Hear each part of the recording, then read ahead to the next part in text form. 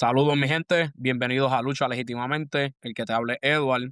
Hoy continuamos con la serie que hemos desarrollado del libro de Apocalipsis. Anteriormente estábamos hablando de la introducción del libro de Apocalipsis, de qué se trata, el debate de la fecha tardía, fecha temprana, el por qué yo considero que la fecha temprana es una más certera, pese a que hay un gran debate en torno a eso y que pues la posición de la fecha temprana tiende a ser una minoría, pero sí tiene apoyo, no solamente bíblico, sino también extra bíblico. Y hoy quiero también hablar y quiero presentar qué tipo de estructura tiene Apocalipsis, qué tipo de literatura, pese a que es apocalíptica y pese a que es una carta, que está tratando de presentar Apocalipsis. Esto me lleva a traer el concepto de pacto. La palabra pacto es bien común en la escritura y es por una razón bastante importante. Y es el hecho de que el tipo de relación que nosotros tenemos con Dios es de pacto. Nosotros nos relacionamos con Dios porque nosotros tenemos una relación de convenio o legal y relacional con Dios que en el antiguo Medio Oriente se consideraba como pacto. Podemos ver en la teología de pacto a través de la Biblia, hay una teología sólida de lo que son los pactos de Dios, o lo que es el desarrollo de la revelación de Dios por medio de pactos. Y es bien interesante que en lo que quiero presentar hoy es que Apocalipsis en sí es un libro de pacto, es un litigio de pacto. Entonces, antes de empezar, quiero simplemente entrar al tema de lo que es el panorama actual de Apocalipsis. Y primero es que toda la Biblia es un pacto. Desde Génesis hasta Apocalipsis, la escritura revela la relación legal, relacional e histórica entre Dios y la humanidad, culminando en Cristo y en el establecimiento del nuevo pacto que nos encontramos nosotros, los creyentes, desde que Jesús vino en su primera venida, que valga la redundancia. Tenemos que preguntarnos entonces qué es un pacto y qué es lo que conlleva un pacto. Y el modelo que sigue la Biblia en sí es un modelo de pacto del antiguo Medio Oriente. Esto era la manera en que se llegaban a acuerdos, contratos entre naciones, entre reyes y vasallos, entre un reino mayor a un reino menor. Habían unos acuerdos donde se llevaba una ceremonia a cabo, usualmente una ceremonia sangrienta. Lo podemos ver en Génesis capítulo 15. Lo podemos ver también en el sacrificio de Cristo en la cruz, pero sobre todo en el Antiguo Testamento podemos ver que en Levítico todo acto legal tiene un acto sangriento. Y es porque lo que le pasaba a los sacrificados significaba lo que pasaría a una de las partes si quebraba el pacto. Y el pacto del Antiguo Medio Oriente tiene unos elementos que podemos ver no solamente en diferentes libros de la Biblia, especialmente en el Antiguo Testamento, también lo podemos ver en Apocalipsis. Primero vamos a ver qué y cuáles son estos elementos. Y primero, según el doctor David Shelton, el pacto incluye un preámbulo, que es la identificación de parte. En este caso, pues vemos en una parte que es Dios como creador y Adán como criatura, Dios como rey de reyes, Adán como rey de la creación o rey vasallo. Vemos qué tipo de relación tenían el rey con el vasallo y qué había en esa relación, lo que nos lleva al prólogo histórico. Y es la parte del pacto que habla de la relación previa que tenían estas partes y los beneficios que se habían llegado a cabo de manera formal o informal. La tercera parte o el tercer elemento que un pacto conlleva es las estipulaciones, que son los términos y condiciones, los mandamientos o lo que se espera de ambas partes. También vemos sanciones, que sería la cuarta parte de un pacto de Antiguo Medio Oriente, y ahí es que vienen las bendiciones y las maldiciones. O sea, las estipulaciones tienen consecuencias para ambas partes. Y eso, a medida que pasa el tiempo, vamos a ver que Dios había anunciado las leyes, pero también había anunciado cuáles eran las consecuencias de ser desobedientes y cuáles eran las consecuencias de ser obedientes. Y eso es lo que las sanciones está tratando de estipular. Y por último, la sucesión de acuerdos, la continuidad de ese pacto en base a las consecuencias de las sanciones. ¿Cómo este pacto va a continuar con la próxima generación? ¿Qué le va a pasar a la siguiente generación en torno a esta relación de pacto que tiene el rey con el rey vasallo o con el sirviente. Tenemos que tener bien claro que dentro de la Biblia, el pacto que Dios establece es con la humanidad. Dios es creador, nosotros somos criaturas, Él tiene unas funciones como Dios, rey y juez del universo, y nosotros tenemos una parte como criaturas e imagen y semejanza de este rey. Hay unas expectativas. ¿Dónde podemos ver esta estructura en la Biblia? Hermano, sencillo, hay unos ejemplos bíblicos y los voy a presentar en pantalla. Primero, en el preámbulo del Pentateuco. Voy a empezar con el Pentateuco, que son los primeros 5 libros, la ley de Moisés. Vemos el preámbulo del pacto, que es Génesis. Génesis habla quién es Dios, quiénes somos nosotros y por qué estamos aquí. Y en específico, el pueblo de Israel. Vemos el prólogo, que es el libro de Éxodo, el proceso histórico, el cual Moisés llegó a establecer lo que era la relación que tenía el pueblo actual de Dios, que él estaba ministrando, escribiendo y liderando, y cómo Dios los salvó de Egipto. Eso está en el prólogo histórico. Las estipulaciones las vemos en Levítico, las leyes ceremoniales, como también las leyes sociales, como también la estructura, no solamente política, sino también religiosa, la vamos a ver en Levítico. Tiene que ver mucho con quién es Dios y su santidad y el requerimiento que un pueblo debe tener. Por eso Levítico habla de manera sumamente legal y religiosa. Las sanciones las vemos en números, vemos una historia donde el pueblo no sigue las leyes que se le habían establecido y por lo tanto pues está en el desierto merodeando y Dios tiene que tratar con ese pueblo y hay muchas cosas que está sacando de él o del pueblo para poder enseñarle las consecuencias de no seguir las estipulaciones. Y lo último, vemos la sucesión. Vemos que Deuteronomio se escribe como si fuese un pacto marital, o sea, un pacto más íntimo, donde al fin del libro de Deuteronomio vemos que hay un elemento profético donde Dios dice que en los postreros días, es decir, los últimos días, un término escatológico, el pueblo iba a sufrir la condenación por haber violado el pacto un sinnúmero de veces y rechazar la roca de su salvación. En el Nuevo Testamento, la roca de la salvación es Cristo Jesús. Y eso lo vamos a ver luego. Pero estamos viendo que la Biblia en sí es un pacto. La Biblia en sí es un documento teológico que revela la gran paciencia que Dios tiene con nosotros. Y no solamente eso, el tipo de relación que Dios tiene con nosotros. Que a pesar de que nosotros somos infieles, Dios permanece fiel. Esa es la historia de la Biblia.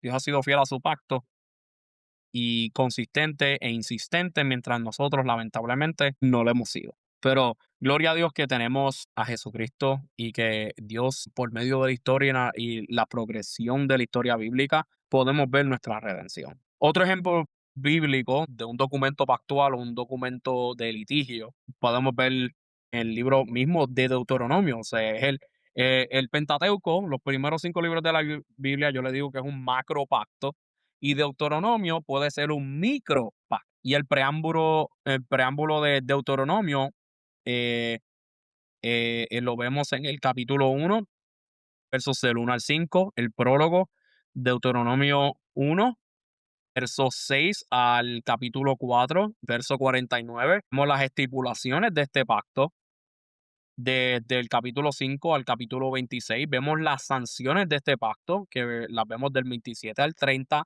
y la sucesión, que ahí es que vemos el cántico profético de Moisés, que tanto se alude en el Nuevo Testamento como el juicio final del antiguo pacto, como lo último que Dios haría para traer el nuevo pacto y para circuncidar de corazón a las personas. La sucesión de pacto en Deuteronomio se ve desde el capítulo 31 al capítulo 32.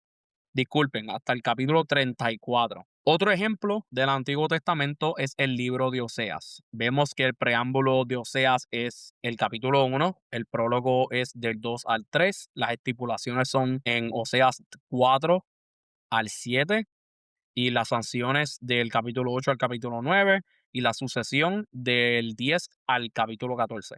La Biblia en sí tiene una estructura de pacto. Otra cosa que quiero traer a colación es el panorama pactual de Apocalipsis. El preámbulo, como había mencionado anteriormente, muestra quién es Dios, quiénes son los destinatarios y quién es el que trae a colación la demanda legal, el por qué se está escribiendo este pacto. Y en el preámbulo lo vemos en el capítulo 1 de Apocalipsis, la visión del Hijo del Hombre, la visión del Rey de Reyes, Juan como el abogado de ese rey y las iglesias como los destinatarios de la carta, y ellos son el pueblo que Dios se está dirigiendo. Vemos el prólogo histórico, que son las cartas a las 7 iglesias. Aquí, en este prólogo, Dios, por medio del apóstol Juan, le está diciendo a la iglesia, especialmente a las 7 iglesias históricas de aquel momento que estaban pasando por una persecución inmensa a causa de los judíos y también de Nerón, le está explicando lo que requiere en este pacto, en lo que el juicio que viene pronto sucede.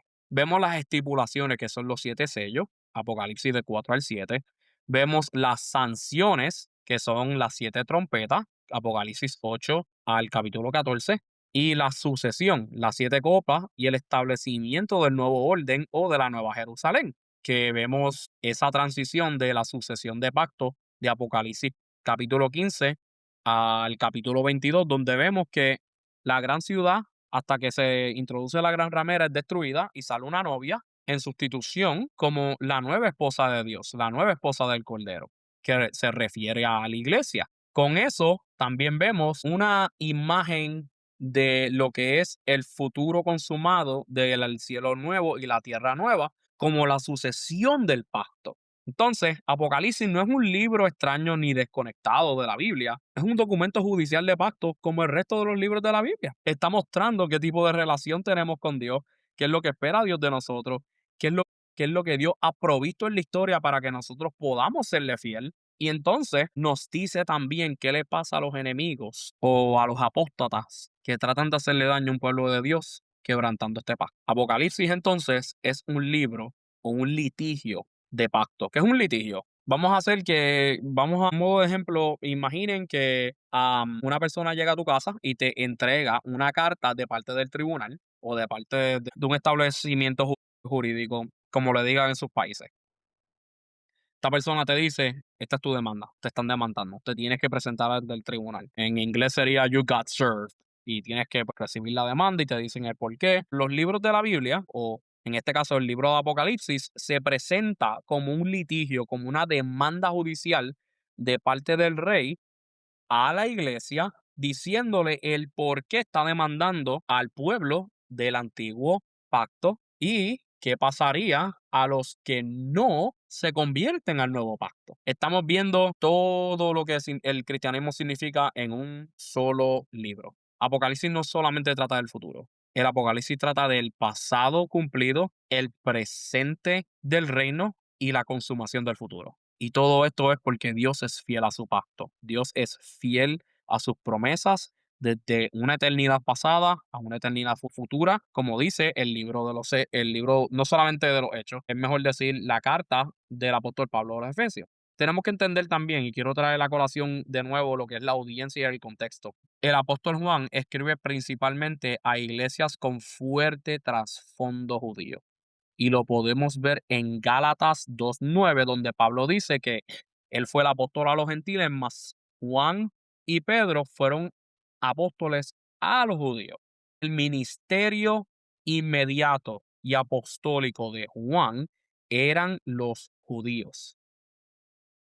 Obviamente, al él ministrar los judíos ministraban a gentiles en sus provincias, en la diáspora, y la iglesia crecía, como lo vemos en el libro de los Hechos. En especial, luego del concilio de Jerusalén. Sus símbolos, los símbolos que Juan está utilizando o que Juan mismo presencia en su visión, son comprensibles solamente dentro del marco del Antiguo Testamento. La razón por la cual tenemos problemas al interpretar Apocalipsis es porque no tomamos el Antiguo Testamento con la seriedad que Dios exige. Si tú no conoces el Antiguo Testamento y no estás familiarizado con la literatura simbólica, judicial y cósmica y apocalíptica del Antiguo Testamento, especialmente en los libros proféticos, no vamos a poder entender lo que Juan está queriendo decir en Apocalipsis. La obra anuncia eventos que han de suceder pronto, pronto. Esto indica inminencia, mis hermanos. Y esto era algo inminente para sus destinatarios originales. Y quiero seguir estresando esto. pese a que nosotros podemos aplicar el libro de Apocalipsis a ciertas cosas que pasan hoy a nosotros como iglesia, no podemos arrancar Apocalipsis de su contexto inmediato, ni tampoco podemos arrancarlo de su contexto histórico. Y la evidencia interna apunta bien claro de que Juan está hablando de un evento que sucedería en el tiempo de la audiencia inmediata. Sería injusto para nuestros hermanos que deben estar reinando en los cielos con el Señor ahora mismo, de esas iglesias, de ese tiempo, sería injusto decirles a ellos que tengan consuelo, sigan sufriendo, pero su esperanza viene de aquí a 2000 años.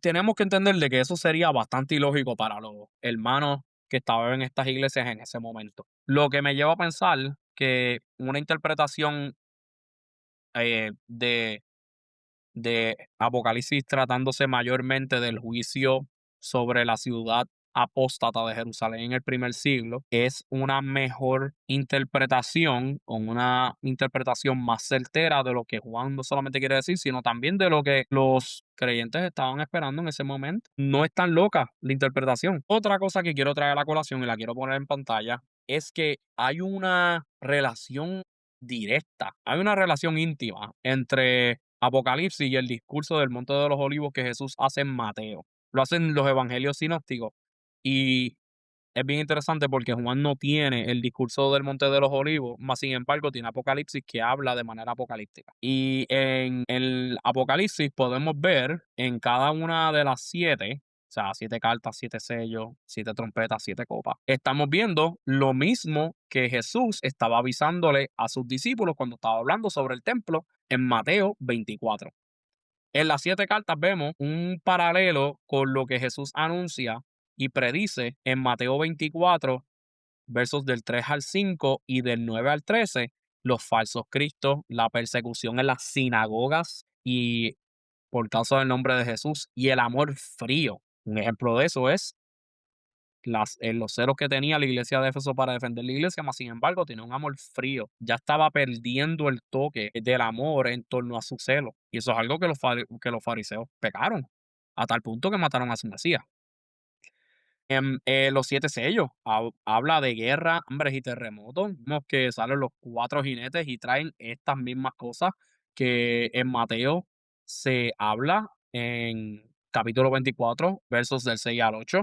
Vemos también las trompetas. Las siete trompetas hablan de la gran tribulación, la abominación desoladora y el falso profeta que Jesús está prediciendo en Mateo 24 versos 14 al 27. Y por último, las siete copas, que habla del juicio final sobre Jerusalén y una nueva era, que yo diría que se extiende de Mateo 24, 28 al 31, todo hasta el capítulo 25, donde se habla del juicio final o de la resurrección de los muertos. El paralelismo de Apocalipsis y Mateo apunta al juicio sobre Jerusalén y la destrucción del templo y no al fin del mundo. No quiero descartar de que sí se habla de un juicio final, al final de los tiempos, que valga la redundancia, pero no del tiempo del antiguo pacto, sino de el mundo en sí. Un juicio tipifica a otro. Lo que le pasó a Jerusalén por rechazar al Mesías y su incredulidad es lo que le va a pasar a todos los no creyentes que durante siglos, años y ya milenios, Dios lleva anunciando ese evangelio y no lo creen. Un claro ejemplo. Otra de las cosas que quiero mencionar como modo de conclusión es que el panorama pactual de Apocalipsis demuestra que la Biblia, primero, es una historia de pacto, que segundo, Apocalipsis es un documento judicial que clausura el antiguo orden pactual, o sea, lo cancela, lo cierra, que la venida del Hijo del Hombre es un juicio histórico y una transición de pacto del antiguo al nuevo, y el mensaje central no es el propósito de Apocalipsis, no es que nosotros tengamos una curiosidad del fin del mundo, es que seamos fieles al Evangelio. Los pactos, si usted lee Jeremías, si usted lee Ezequiel, si usted lee Daniel, todas estas imágenes no eran para que nosotros estuviésemos especulando del futuro. La razón por la cual el Señor daba estos oráculos a estos profetas y apóstoles que están sirviendo como abogados a su favor es para que nosotros caminemos en integridad al Evangelio. Si nosotros estamos leyendo Apocalipsis simplemente porque estamos viendo el fin de los tiempos y queremos ver las imágenes y todo eso, tremendo, chévere, fine. El problema es que eso no es el propósito de Juan. El propósito de Juan es que nosotros nos mantengamos fieles en circunstancias similares a las que las primeras iglesias o las 7 iglesias que él se dirige están pasando. Nosotros no tenemos retos diferentes. Y cuando leemos Apocalipsis y vemos que estas iglesias tenían retos similares a la de nosotros, podemos reorientar nuestra vida al evangelio de tal manera que esos retos no nos lleven a perder nuestra posición en el reino, es decir, a perder nuestra efectividad como hijos de Dios. Entonces, recordemos que Apocalipsis es un panorama bastante pactual y que refleja la victoria que tenemos como creyentes, pero también las consecuencias de no haber sido fieles al Señor. Para los creyentes es un pacto de victoria, pero para los no creyentes es un pacto de juicio, es un litigio legal. Dios te está demandando por tú no haber recibido el perdón que Él te otorgó en el Evangelio. Si esto le fue de edificación, compártalo, denle like, suscríbanse y déjenme saber en sus comentarios qué les pareció, qué piensan de este libro, qué es lo que ustedes creen, si están en desacuerdo, sean amorosos a la parte de abajo, por favor. Yo sé que el hablar de Apocalipsis va a traer mucha controversia, pero creo que es un libro que no debemos tenerle miedo, porque es palabra de Dios y tenemos que estudiarla, independientemente a qué conclusiones llevemos, siempre y cuando las conclusiones no contradigan el resto del consejo bíblico. Y nada, que el Señor les bendiga y se me cuidan.